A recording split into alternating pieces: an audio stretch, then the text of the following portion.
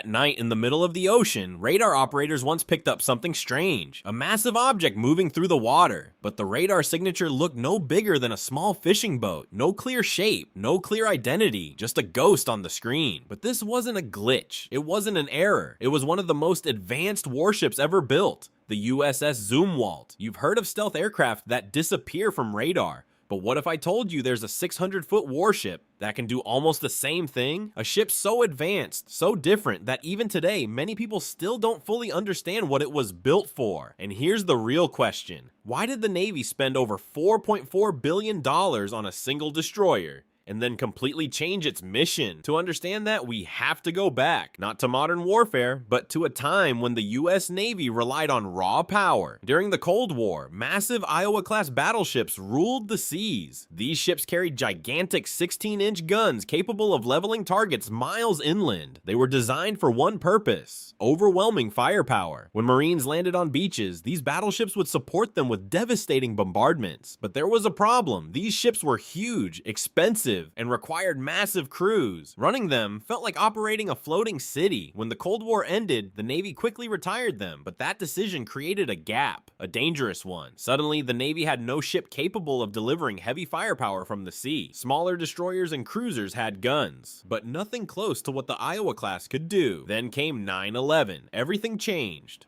Warfare shifted. The focus moved toward precision strikes, long-range engagements, and hitting targets deep inland without exposing troops. The Navy needed something new, not just another ship, but a platform that could strike land targets from the ocean with extreme accuracy. That's when the idea of the Zumwalt-class destroyer was born. From the beginning, this ship wasn't designed like any other. It wasn't built around speed. It wasn't built around defense. It was built around one thing: firepower. At the center of the design was the advanced gun system, a 155mm weapon capable of firing long-range guided shells called LRLAP. These weren't normal artillery shells. Each one could hit targets over 80 nautical miles away with precision. First shot, no adjustment, no correction, just direct impact. But here's where things get interesting. These shells were incredibly advanced and incredibly expensive. Each one cost around $50,000. That's not just a shell. That's a small missile. The idea was simple: replace brute force with precision. Instead of firing hundreds of rounds, you fire a few and hit perfectly. Once the weapon system was decided, the Navy faced another challenge: survival. Modern battlefields are filled with advanced radar systems. A large ship like this would normally be an easy target. So instead of building a traditional warship, they did something radical. They designed the entire ship to be stealthy. The whole shape was completely different. Instead of the usual outward flare, the Zumwalt uses a tumble-home design where the sides angle inward. This reduces radar reflection. The entire structure is smooth, angled, and minimal. No exposed antennas.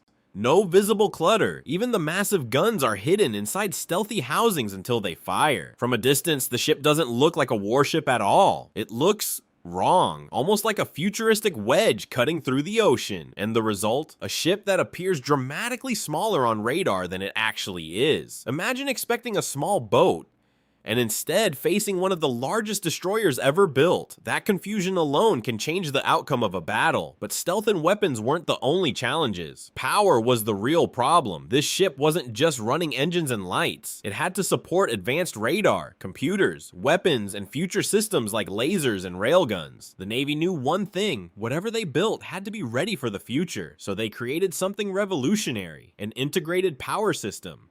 Instead of separate engines for propulsion and electricity, everything feeds into one massive power network. The Zumwalt generates around 78 megawatts of electricity. That's enough to power tens of thousands of homes. Why so much power? Because this ship wasn't just built for today's weapons, it was built for tomorrow's. Laser weapons, electromagnetic railguns, systems that need enormous energy to operate. Even if those systems weren't ready yet, the ship would be. And when it comes to weapons, the Zumwalt is loaded. It carries 80 vertical launch cells capable of firing a mix of missiles: anti-air missiles like the SM-2 and SM-6, anti-submarine rockets, long-range anti-ship missiles, and Tomahawk cruise missiles capable of striking targets over 1,000 miles away. Think about that. This ship can sit far out at sea and strike targets deep inland without ever being seen.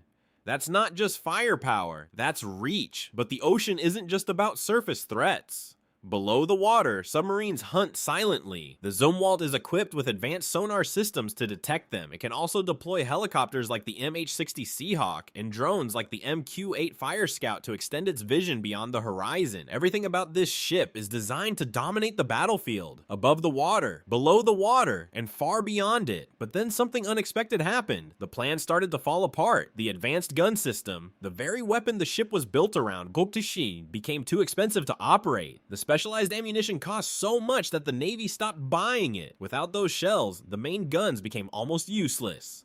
Think about that for a second. A ship designed around a specific weapon suddenly loses that weapon's purpose, so the Navy had to adapt. Instead of focusing on naval gunfire support, the Zumwalt began shifting into a new role, a long-range strike platform. The focus moved toward missiles, hypersonic weapons, future technologies. Instead of supporting troops on beaches, the ship would strike targets from extreme distances, and that's where it becomes even more interesting. The Zumwalt is now being prepared to carry hypersonic missiles. Weapons that travel at speeds greater than Mach 5. Weapons that are nearly impossible to intercept. If this upgrade is fully implemented, the Zumwalt won't just be a stealth destroyer. It will become one of the most dangerous strike platforms in the world. At the same time, laser weapons are being tested for naval use. These systems can shoot down drones, disable small boats, and even intercept incoming threats, using nothing but energy. No bullets, no missiles, just light. This is why the Zumwalt matters, not because of what it was originally built to do, but because of what it's becoming. Despite all the criticism, despite the cost, despite the changes, the Zumwalt represents something bigger. A shift in naval warfare, a move away from traditional designs towards something entirely new. Only 3 of these ships were built, just 3. That alone tells you how experimental this program was. But those 3 ships are now some of the most advanced warships on the planet. And here's the real question. When a 600-foot warship can hide on radar, strike targets over 1,000 miles away, and potentially carry hypersonic weapons, what does that mean for the future of naval combat? Because if this is what we can see, imagine what we can't.